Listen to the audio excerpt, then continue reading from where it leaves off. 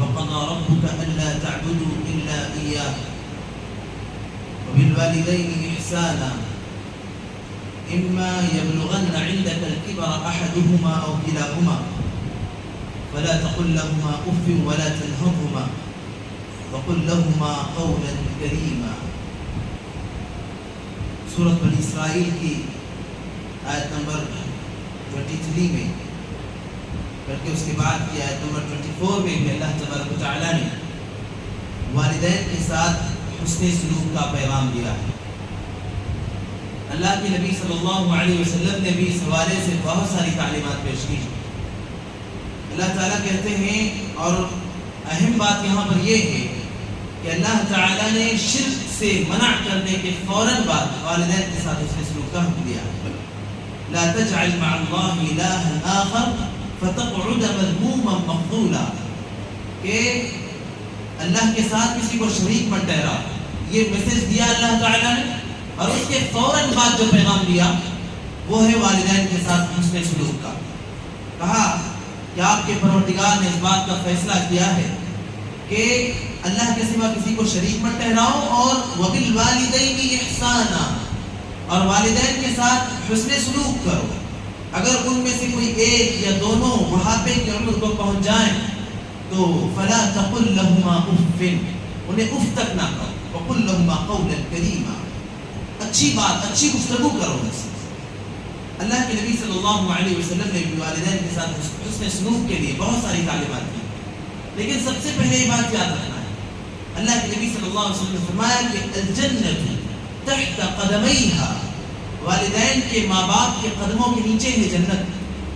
قدموں کے نیچے جنت ہونے کا مطلب کیا ہے کہ اس زندگی میں ہم اللہ تبارک و تعالیٰ کو راضی کرنے کے لیے بہت سارے اعمال کرتے ہیں، ساتھ ہی ہم اس حال میں اس دنیا سے رخصت ہوں، یا ہمارے والدین اس حال میں اس دنیا سے رخصت ہوں کہ وہ اپنی اولاد سے راضی ہوں، انہیں اپنی اولاد سے کوئی شکوہ گلہ نہ ہو، وہ اپنی اولاد سے راضی ہوں. چنانچہ اللہ کے نبی صلی اللہ علیہ وسلم کو بتایا گیا ہے صحابی رسول کے وفات کے آخری لمحات کے بارے میں کہ انہیں کلمے کی تلقین کی جا رہی تھی، لیکن وہ زبان سے کلمے کی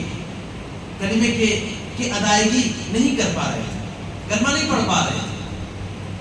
تو صحابہ کرام رضی اللہ عنہم نے بتایا آپ صلی اللہ علیہ وسلم کو کہ معاملہ ایسا ہے. تو آپ نے کہا کہ کیا ان کے والدین ہیں؟ بتایا گیا والدین، والد نہیں ہیں، صرف والدہ ہیں. کہا ٹھیک ہے، انہیں بلا کر لایا جائے. جب انہیں بلا کر لایا گیا، اللہ کے نبی صلی اللہ علیہ وسلم نے ان سے پوچھا کہ آپ کے فرزند کا، آپ کے بیٹے کا آپ کے ساتھ کیسا رویہ تھا، کیسا تعلق تھا؟ کیا آپ کے بیٹے زندگی میں آپ کے ساتھ حسن سلوک کرتے رہے، آپ کے حقوق ادا کرتے رہے؟ تو انہوں نے کہا اللہ کے رسول، صحیح بات تو یہ ہے کہ میرا بیٹا گرچہ تھا لیکن اس نے مجھے زندگی میں خوش نہیں رکھا، یہ میرے حقوق ادا نہیں کرتا تھا، میری ضرورتیں پوری نہیں کرتا تھا. آپ صلی اللہ علیہ وسلم نے صحابہ کرام سے کہا کہ جاؤ لکڑیاں جمع کرو. لکڑیاں جمع کی گئیں، آپ کے حکم سے ان لکڑیوں میں آگ جلائی گئی. پھر آپ نے ماں کے سامنے اس کے وفات شدہ بیٹے کو کہا صحابہ کرام سے کہ انہیں اٹھا کر اس آگ میں ڈال دو. ماں تڑپ اٹھی، اس نے کہا کیا میرے بیٹے کو میرے سامنے آگ میں ڈالا جائے گا؟ میں اس کی اجازت نہیں دے سکتی. اللہ کے رسول صلی اللہ علیہ وسلم نے کہا کہ اگر آپ اپنے بیٹے کو اس دنیا کی آگ سے بچانے کی کوشش کر رہی ہو اور اس دنیا کی آگ میں جلتا ہوا آپ اپنے بیٹے کو نہیں دیکھ سکتی، تو یاد رکھیے اگر آپ کا بیٹا اس حال میں اسے دفن کر دیا گیا کہ آپ اس سے راضی نہ ہوئی، آپ نے اسے معاف نہ کیا، تو کل اللہ تبارک و تعالیٰ بھی اس کے ہم کو یہی فیصلہ سنانے والے کہ اسے اٹھا کر جہنم کی آگ میں ڈال دیا جائے. اب کیا کہتی ہو آپ؟ تو ماں نے کہا کہ میں اپنے بیٹے کو معاف کرتی ہوں. میرے بھائیوں، اسی زندگی میں رہتے ہوئے ہماری ذمہ داری یہ بنتی ہے کہ ہم اپنے والدین کو راضی کریں، ان کے حقوق کو ادا کریں، ان کا احترام کریں. اللہ کے نبی صلی اللہ علیہ وسلم نے کہا کہ ان اللہ حرم علیکم عقوق الامہات، اللہ تبارک و تعالیٰ نے ماؤں کی نافرمانی کو حرام قرار دیا. یہ تو ماں کے سلسلے میں ہے، لیکن باپ کو بھی جنت کا دروازہ قرار دیا گیا.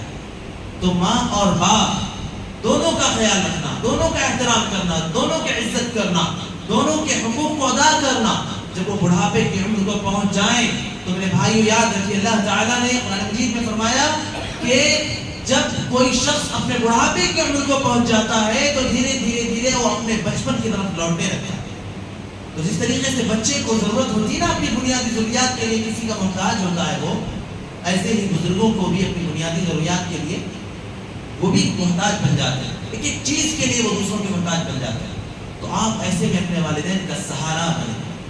آپ ایسے میں اپنے والدین کا سہارا بن کے ان کی خدمت کو اپنی زندگی کا سب سے بڑا مقصد سمجھیں.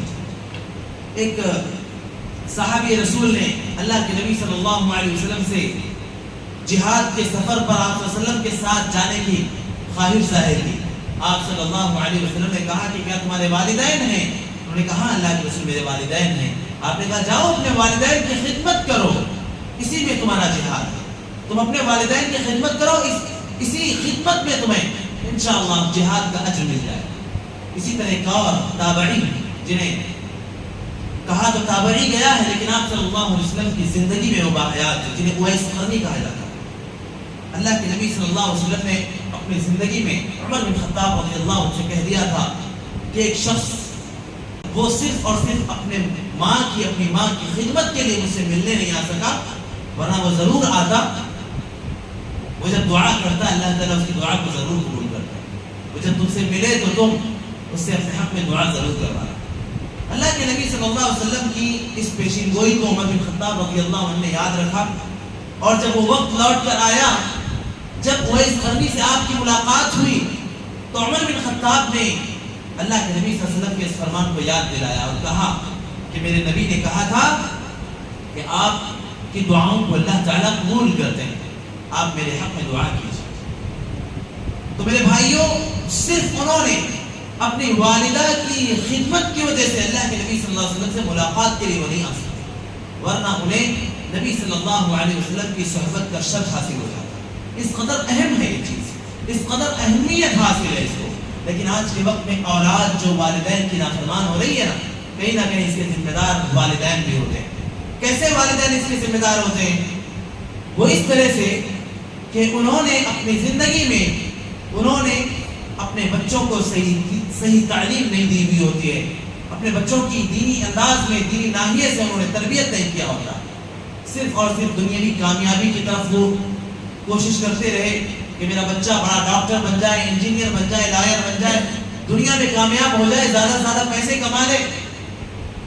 ایک واقعہ اس ضمن میں ذکر کیا جاتا ہے، عبد المالک مجاہد حفظہ اللہ نے ایک واقعہ اپنی کتاب میں ذکر کیا ہے کہ ایک مقام پر ایک بزرگ کا انتقال ہوا تو مسجد میں ان کی نماز جنازہ ادا کی گئی.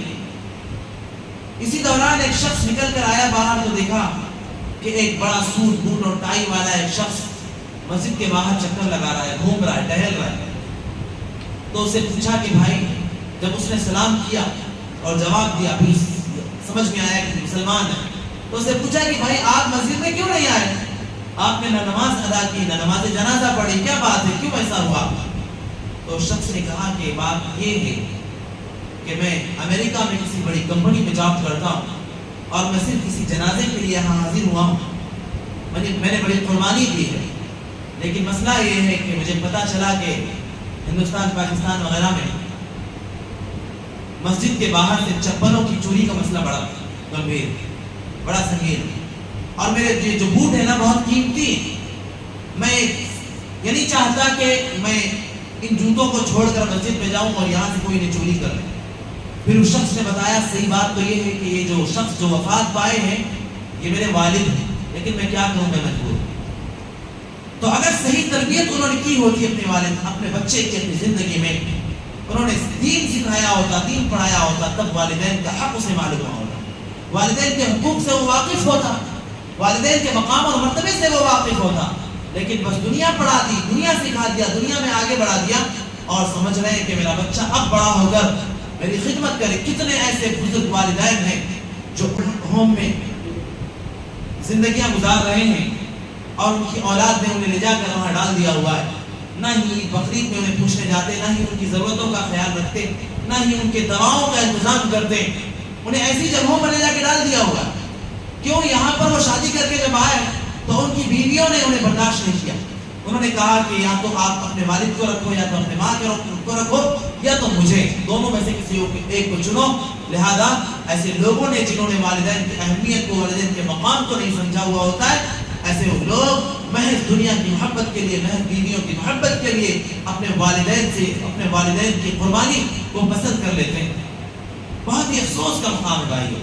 اس لیے سب سے پہلی چیز تو ہم اگر اپنے بچوں سے یہ امید رکھتے ہیں کہ وہ ہمارے بڑے ہونے کے بعد، ہمارے اس مقام کو پہنچنے کے بعد، جس کے بارے میں اللہ نے کہا ہے کہ جب ان میں سے کوئی ایک یا دونوں بڑھاپے کی عمر کو پہنچ جائیں تو ان سے اف تک نہ کہو۔ جب اس عمر کو ہم پہنچے اور ہم یہ امید رکھیں اپنی اولاد سے کہ یہ ہماری خدمت کریں، یہ ہمارا خیال رکھیں، یہ ہماری ضرورتوں کو سمجھیں، یہ ہمارا احترام کریں، یہ عزت کریں، یہ اپنی بیویوں کے مقابلے میں ہمیں اہمیت دیں، ہماری قربانیوں کو یاد رکھیں، ہم اگر یہ چاہتے ہیں تو اپنے بچوں کو دینی تعلیم سے ضرور آراستہ اور پیراستہ کرنے کی ضرورت ہے، ورنہ اس امید سے اپنے آپ کو آزاد کر۔ اللہ تعالیٰ نے یہاں پر اپنے ساتھ عبادت یا اپنے ساتھ شرک سے منع کرنے کے فوراً بعد والدین کے ساتھ حسن سلوک کا پیغام اللہ تبارک و تعالیٰ نے یہ سورۃ بنی اسرائیل کی آیت نمبر 23 میں دیا ہے۔ اس کے بعد کہا ہے وَاخْفِضْ لَهُمَا جَنَاحَ الذُّلِّ مِنَ الرَّحْمَةِ، ان کے لیے رحمت کے اپنا رحمت کا بازو ان کے لیے جھکاؤ، ان کے سامنے جھک کر رہو، کبھی ان کے سامنے اپنا سینہ تان کر مت رہو، کبھی ان کی آواز پر اپنی آواز کو بلند مت کرو۔ ہو سکتا ہے انسان ہے، کبھی وہ آپ کی غلطی نہ ہو، وہ آپ کو ڈانٹ رہے ہو، آپ کا کوئی مسئلہ نہ ہو، پھر بھی وہ آپ کو روک اور ٹوک رہے ہو، آپ کو برا لگ رہا ہو، آپ کو تکلیف لگ رہی ہو، تکلیف محسوس ہو رہی ہو، اللہ رب العالمین نے آپ پیغام دیا کہ یہ سب ہونے کے باوجود بھی اپنے آپ کو ان کے سامنے جھکا کر، اپنے آپ کو تواضع اختیار کر کے رہو ان کے سامنے، اور اف تک نہ، ولا تقل لهما اف، اف تک بھی نہ کہو۔ اور دعا سکھائی گئی وقل رب ارحمهما كما ربياني صغيرا۔ ذرا والدین اپنی اولاد کے لیے زندگی میں کیا کچھ نہیں کرتے، کیسی قربانیاں نہیں دیتے، کیسا کچھ اپنی اولاد کی ترقی کے لیے، ان کی تعلیم کے لیے، ان کے سکون کے لیے کیا کچھ برداشت نہیں کرتے، ہمیشہ ان کے لیے رحم کا بازو ہمیشہ جھکائے رکھتے ہیں، ہمیشہ ان کی پریشانیوں پر بے چین ہوتے ہیں۔ انہیں پتا چلتا ہے کہ ان کا بچہ بخار ہو گیا ہے، اسے تڑپ اٹھتے ہیں اپنے بچے کی بخار کو لے کر، ذرا سا کہیں بچہ اگر چلتا ہوا کہیں جا کر ٹھوکر لگ کے گر گیا، اپنا کام چھوڑ چھاڑ کے جاتے ہیں، بچے کو اٹھا کر بلک اٹھتے ہیں، پریشان ہو جاتے ہیں، ذرا سا کچھ ہوا تو اس کے لیے بے چین ہو جاتے ہیں، ان کے لیے رحم اور کرم کا بازو ہمیشہ کے لیے نرم رکھتے ہیں۔ اللہ تعالیٰ نے دعا سکھائی کہ جیسے والدین نے ہمارے لیے بچپن میں کیا ہے، اے اللہ تو ان کے لیے بھی ویسے ہی کر۔ اللہ تعالیٰ نے دعا سکھائی رب ارحمہما کما ربیانی صغیرا، جس طریقے سے ہمارے بچپن میں انہوں نے ہماری تربیت کی ہے، جس طریقے سے ہمارے بچپن میں انہوں نے ہمارے لیے رحم و کرم کو اختیار کیا ہے، اے اللہ تو ان کے لیے بھی ایسا ہی معاملہ فرما۔ یہ دعا ہمیں کرنی چاہیے۔ والدین کے حسن سلوک کو جو ہم پر انہوں نے کیا ہے، ہم ان پر جو کر رہے ہیں وہ کچھ نہیں ہے، وہ رتی بھر بھی نہیں ان کے حسن سلوک کے مقابلے میں۔ بھائیو، ہم دودھ کو معاف کرنے کی بات، کتنے لوگ ہیں ایسے دودھ کو معاف کرنے کی بات کرتے ہیں، دنیا کی کوئی بڑی سے بڑی نعمت ان کے لیے آپ لا کر رکھ دیں، لیکن ماں کا دودھ کبھی بھی معاف نہیں ہو سکتا۔ والدین کے لیے آپ اپنی زندگی گزار دو، اپنی زندگی پوری والدین کے لیے وقف کر دو، ان کی خدمت پوری زندگی گزار دو، پوری زندگی ان کی خدمت میں گزار دو، پھر بھی ان کے حقوق، ان کے حسن سلوک جو انہوں نے ہم پر کیا اس کا حق کبھی بھی ادا نہیں کر سکتے۔ یہ دعا انشاءاللہ ہم پڑھتے رہیں، اس دعا کا اہتمام کرتے رہیں، کم از کم نمازوں سے پہلے، نمازوں کے بعد ان دعاؤں کا اہتمام کریں۔ جن کے والدین نہیں ہیں، بطور خاص جن کے والدین بچپن ہی میں گزر گئے ہیں، ایسوں سے پوچھئے کہ زندگی میں کتنے لمحات ایسے نہیں آتے کہ والدین کی یاد آتی ہے، بڑا افسوس ہوتا ہے، کئی بار آنکھوں سے آنسو بھی چھلک اٹھتے ہیں، پھر والدین کا وہ احسان یاد آتا ہے جو انہوں نے ہم پر کیا ہے۔ اس لیے اگر ہماری زندگی میں اللہ نے ابھی والدین کو باقی رکھا ہے، باحیات رکھا ہے، تو یہ بہت بڑی نعمت ہے، اور اس نعمت کو یاد رکھیے میرے بھائیوں، اس نعمت کو غنیمت جاننے کی ضرورت ہے۔ اللہ تعالیٰ نے آگے اللہ تبارک و تعالیٰ نے فرمایا وَآتِ ذَا الْقُرْبَ حَقَّهُ وَالْمِسْكِينَ وَابْنَ السَّبِيلِ وَلَا تُبَذِّرْ تَبْذِيرًا إِنَّ الْمُبَذِّرِينَ كَانُوا إِخْوَانَ الشَّيَاطِينِ وَكَانَ الشَّيْطَانُ لِرَبِّهِ کفورا۔ اللہ تعالیٰ نے یہاں پر تبذیر اور اسراف سے باز رہنے کا حکم دیا۔ تبذیر کیا چیز ہے؟ تبذیر اور اسراف دونوں میں تھوڑا سا فرق ہے۔ تبذیر کہتے ہیں وہ معاملات جو ہمارے لیے حرام ہیں ان میں ہم ضرورت سے زیادہ خرچ کریں، اسے تبذیر کہتے ہیں۔ اور اسراف کسے کہتے ہیں؟ اسراف کہتے ہیں کہ جو معاملات ہمارے لیے حلال حرام کر دیے گئے ہیں ان پر بھی ہم خرچ کریں اور ان پر بھی بے جھجک ہم خرچ کرتے چلے جائیں، اسے اسراف کہتے ہیں۔ دونوں ہی چیزوں سے ہمیں روکا گیا ہے۔ جس طریقے سے جیسے مثال کے طور پر کھانا ہے، افطار ہے، ہماری ضرورت ہے ہم چند کھجور کھائیں، تھوڑا بہت فروٹ کھا لیں، زیادہ زیادہ پانی پی لیا، تھوڑی بہت ضرورت، ہم اپنی ضرورت کے مقابلے میں کھاتے جائیں، منہ کا مزہ، محض منہ کے مزے کے لیے ہم کھاتے جائیں، اپنی صحت کو خراب کرتے جائیں، نماز سے غفلت کرتے جائیں، یہ ہے تبذیر۔ یہ ہے تبذیر۔ ہمارے لیے حلال ہے وہ چیز، ہماری ضرورت پوری ہو جائے گی تھوڑے سے، لیکن ہم اپنی ضرورت پوری ہونے کے بعد بھی کھانے پینے کا سلسلہ جاری کیے ہوئے، یہ ہے تبذیر۔ ہمارا پیٹ بھر جائے گا 3 روٹیوں میں، لیکن مزہ آ رہا ہے، اچھا لگ رہا ہے، سبزی بڑی ٹیسٹی بنی ہوئی ہے، ہم کھاتے چلے جائیں، 3 کے بجائے 30 کھا بیٹھے، کیا ہوگا نتیجہ اس کا؟ بیماری آئے گی نا، صحت خراب ہوگی نا۔ یہی تبذیر ہے۔ اللہ تبارک و تعالیٰ نے تبذیر سے بھی منع کیا ہے اور اسراف سے بھی منع کیا ہے۔ اللہ تبارک و تعالیٰ نے اسراف سے منع کیا، اس کی مثال یہ ہے کہ غیروں کی عید ہے، مثال کے طور پر ابھی کچھ عیدیں جو گزری ہیں، جیسے نئے سال کے آغاز پر جو جشن منایا جاتا ہے اس میں، یا اور بھی جو عیدیں آتی ہیں، جیسے وہ ایک عید ہوتی ہے جس میں کچھ دھاگے وغیرہ ہاتھ میں پہنائے جاتے ہیں جسے رکشا بندھن کہتے ہیں۔ ایسے موقع پر ہم آپس میں رواداری کا خیال رکھتے ہوئے بہت سارا پیسہ خرچ کر کے ہم مٹھائیاں خریدیں اور اس کے بعد ان مٹھائیوں کو غیر مسلم جو ہمارے ملنے جلنے والے ان میں ہم تقسیم کریں، تو یہ اسراف ہے۔ یہ اسراف کیوں ہے؟ کیونکہ ہم جو کچھ انہیں ہدیہ دے رہے ہیں دراصل یہ ہدیہ ان کی عید کے موقع پر ہے، اور غیروں کی کوئی عید ایسی نہیں ہے جو اللہ تبارک و تعالیٰ کے مقابلے میں شرک پر مبنی نہ ہو۔ تو ہم اگر انہیں ہدیے دے رہے ہیں ایسے موقع پر تو معلوم یہ ہوا کہ ہم دراصل ان کی ان عیدوں میں اور اللہ رب العالمین کے مقابلے میں ان کے شرک پر ہم ان کی حوصلہ افزائی کر رہے ہیں، ان کی پیٹھ تھپا رہے ہیں، ان کو موٹیویٹ کر رہے ہیں۔ تو یہ ہے اسراف۔ تو اسراف اور تبذیر دونوں ہی چیزوں سے منع کیا گیا ہے۔ عام مثال جو عام لوگوں میں بھی پائی جاتی ہے، عام مسلمانوں میں بھی پائی جاتی ہے، بیڑی اور سگریٹ پینا، تمباکو کھانا، گٹکا کھانا، یہ تو بڑی عام چیز ہے نا، گٹکا کھانا، تمباکو کھانا، بیڑی سگریٹ پینا، یہ ساری چیزیں اسراف میں آتی ہیں۔ کیوں اسراف میں آتی ہیں؟ کیونکہ اللہ تبارک و تعالیٰ، اللہ کے نبی صلی اللہ علیہ وسلم نے ہمیں تعلیم دی کہ کل مسکر حرام، ہر نشے والی چیز حرام ہے، ما اسکر قلیلہ فکثیرہ حرام، جس کی بڑی مقدار میں شدید نشہ ہو تو اس کی چھوٹی مقدار بھی حرام ہے۔ آپ صلی اللہ علیہ وسلم نے کہا کل مسکر خمر وکل خمر حرام، ہر نشے والی چیز وہ شراب ہے اور ہر شراب حرام ہے۔ ہم بیڑی پیئے، ہم سگریٹ پیئے، ہم تمباکو کھائیں، ہم گٹکے کھائیں، ہم نشے والی چیزیں پیئیں، سیندی پیئیں، یا بہت ساری ایسی چیزیں جو شراب تو ہوتی ہیں لیکن ان کا نام بدل دیا جاتا ہے۔ جیسے شراب انگور کی بنی ہوئی، اسے انگور کے جوس کا نام دے دیا جائے، ہے نا۔ شراب ہو، نشے والی چیز ہو، لیکن اسے صحت کی ٹانک بتا دیا جائے، بیئر کا نام دے کر صحت کی ٹانک بتا دی جائے، تو یہ ساری چیزیں حرام ہیں۔ اب ان چیزوں کے اوپر جو پیسہ خرچ کیا جائے گا وہ اسراف ہے۔ اللہ تبارک و تعالیٰ نے تبذیر سے بھی منع کیا ہے اور اسراف سے بھی منع کیا ہے۔ واضح؟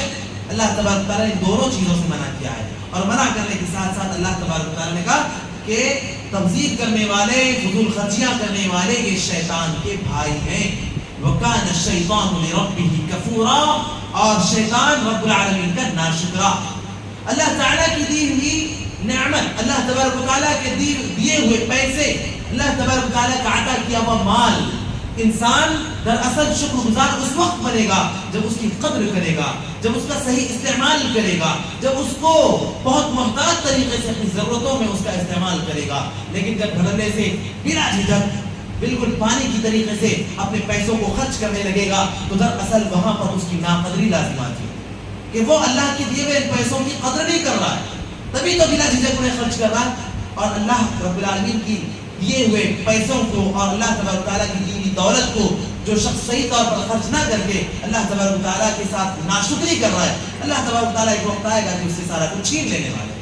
کیونکہ اس سے پہلے میں آیت کریمہ بتا چکا ہوں آپ کو کہ اللہ تبارک و تعالیٰ نے فرمایا لئن شکرتم لأزیدنکم ولئن کفرتم ان عذابی لشدید، کہ اگر تم ناشکری کرو گے تو ہمارا عذاب بڑا سخت ہے. اور اللہ تعالیٰ بڑا سخت ہے. کیا عذاب ہوگا اللہ تعالیٰ کا؟ کہ اللہ نے جو نعمت انسانوں کو دی ہے، جس نعمت پر ناشکری ہو رہی ہے، وہ نعمت اللہ تبارک و تعالیٰ چھین لیں گے، کنگال کر دیں گے، دیوالیہ کر دیں گے.